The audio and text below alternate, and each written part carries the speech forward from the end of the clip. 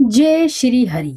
आश्विन मास के कृष्ण पक्ष की इंदिरा एकादशी के दिन भगवान विष्णु की पूजा में तिल के तेल का दीपक जलाना चाहिए और घी का दान करना चाहिए। इस दिन पीपल के पेड़ की पूजा नहीं करनी चाहिए, लेकिन सुबह के समय पीपल के नीचे दीपक आप जला सकते हैं। इंदिरा एकादशी पर वस्त्र का दान करने से दरिद्रता दूर होती है। इस दिन शालिग्राम भगवान की पूजा करने का विशेष विधान है। भक्तगणों, चलिए अब इंदिरा एकादशी की व्रत कथा महात्म्य को प्रेम पूर्वक श्रवण करते हैं। जय श्री हरि। अश्विन मास के कृष्ण पक्ष की इंदिरा एकादशी व्रत की कथा। धर्मराज युधिष्ठिर कहने लगे कि हे भगवान, आश्विन कृष्ण एकादशी का क्या नाम है, इसकी विधि तथा फल क्या है, सो कृपया करके कहिए। भगवान श्री कृष्ण कहने लगे, इस एकादशी का नाम इंदिरा एकादशी है। यह एकादशी पापों को नष्ट करने वाली है तथा पितरों को अधोगति से मुक्ति देने वाली है। हे राजन, ध्यान पूर्वक इसकी कथा सुनो। इसके सुनने मात्र से ही वाजपेय यज्ञ का फल मिलता है। प्राचीन काल में सतयुग के समय में महिष्मती नाम की एक नगरी में इंद्रसेन नाम का एक प्रतापी राजा धर्म पूर्वक अपनी प्रजा का पालन करते हुए शासन करता था। वह राजा पुत्र पौत्र और धन आदि से संपन्न और विष्णु का परम भक्त था।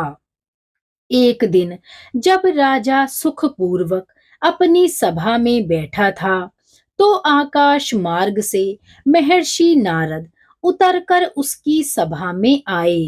राजा उन्हें देखते ही हाथ जोड़कर खड़ा हो गया और विधि पूर्वक आसन एवं अर्घ दिया। सुख से बैठकर मुनि ने राजा से पूछा कि हे राजन, आपके सातों अंग कुशल पूर्वक तो हैं, तुम्हारी बुद्धि धर्म में और तुम्हारा मन विष्णु भक्ति में तो रहता है। देवर्षि नारद की ऐसी बातें सुनकर राजा ने कहा, हे महर्षि, आपकी कृपा से मेरे राज्य में सब कुशल है तथा मेरे यहाँ यज्ञ कर्मादि सुकृत हो रहे हैं। आप कृपया करके अपने आगमन का कारण बताइए। तब ऋषि कहने लगे कि हे राजन, आप आश्चर्य देने वाले मेरे वचनों को सुने। मैं एक समय ब्रह्मलोक से यमलोक को गया। वहां श्रद्धा पूर्वक यमराज से पूजित होकर मैंने धर्मशील और सत्यवान धर्मराज की प्रशंसा की।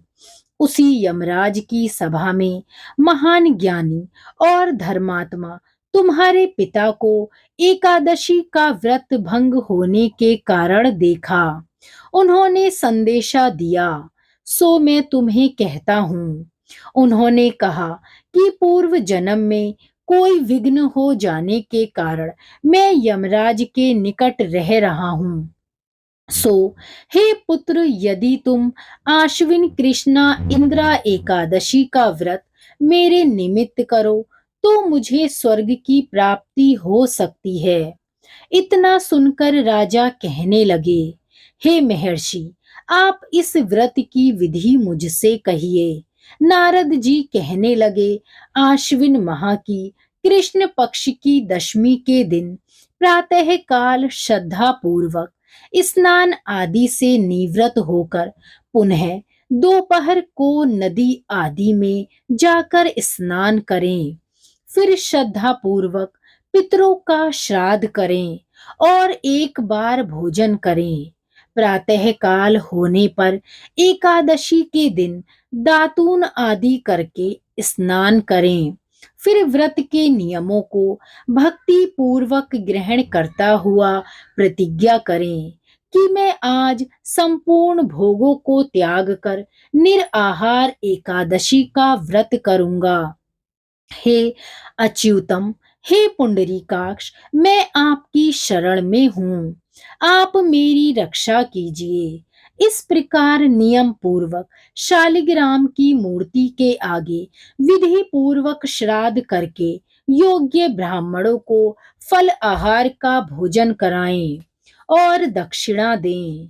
पितरों के श्राद्ध से जो बच जाए उसको सूंघ कर गौ को दें तथा धूप दीप गंध पुष्प नैवेद्य आदि सब सामग्री से ऋषिकेश भगवान का पूजन करें। रात में भगवान के निकट जागरण करें। इसके पश्चात द्वादशी के दिन प्रातः काल होने पर भगवान का पूजन करके ब्राह्मणों को भोजन कराएं।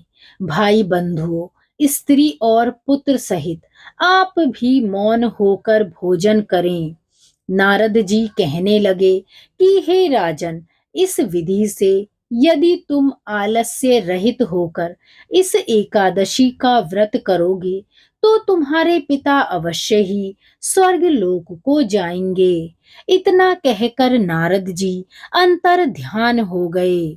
नारद जी के कथन अनुसार राजा द्वारा अपने बांधवों तथा दासों सहित व्रत करने से आकाश से पुष्प वर्षा हुई और उस राजा का पिता गरुड़ पर चढ़कर विष्णु लोक को गया।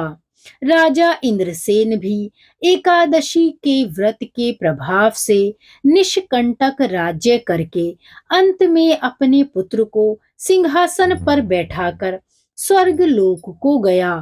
हे युधिष्ठिर, यह इंदिरा एकादशी के व्रत का महात्म्य मैंने तुमसे कहा। इसके पढ़ने और सुनने तथा सुनाने मात्र से मनुष्य सभी पापों से छूट जाते हैं और सब प्रकार के भोगों को भोग कर बैकुंठ को प्राप्त होते हैं। इति शुभम। बोलिए इंदिरा एकादशी की जय। भगवान श्री हरि विष्णु की जय। धन्यवाद।